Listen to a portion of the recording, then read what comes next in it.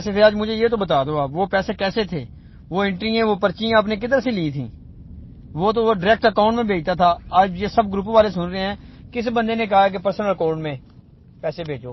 وہ بھائی جان اس کے پاس تو انٹریاں نہیں تھی، بعد میں انٹریاں بنی ہیں۔ جب ندیم بدیشا پکڑا گیا اس کے بعد میں وہ انٹریاں لے رہا ہے۔ اس کا اتنا اندھا اعتماد تھا کہ وہ ندیم بدیشا کے اکاؤنٹ میں نہ کمپنی کو دیکھا نہ بات دیکھی، صرف اپنے پروفٹ کی لالچ میں، پرومو کی لالچ میں ندیم بدیشا کے اکاؤنٹ میں پیسے بھیجی جا رہا ہے۔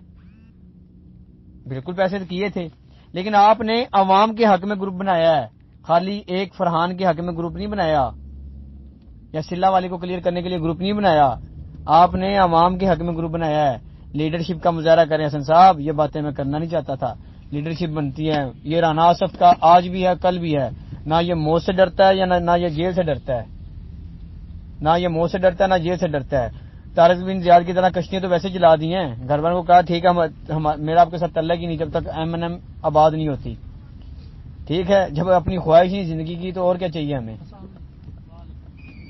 بتا دوں کہ وہ انٹریاں کیا ریٹ پہ لگوائی تھی۔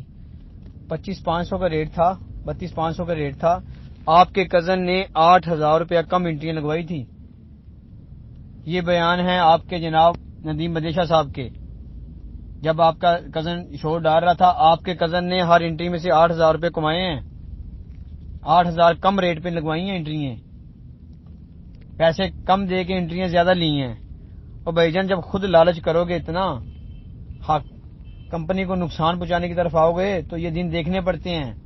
پھر رانا آصف کو اس نے کیوں کہا جی میری موت کا ذمہ دار رانا آصف ہے؟ رانا آصف اس لیے سے کہتا رہا کہ بھائی اس طریقے سے بزنس کر، اس طریقے سے بزنس کر۔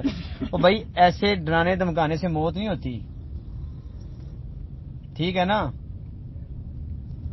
جینا آتا ہے الحمدللہ، میدان میں کھڑا ہونا بھی آتا ہے حسن صاحب۔ جینا وہ ہوتا ہے جو لوگوں کے لیے جیا جو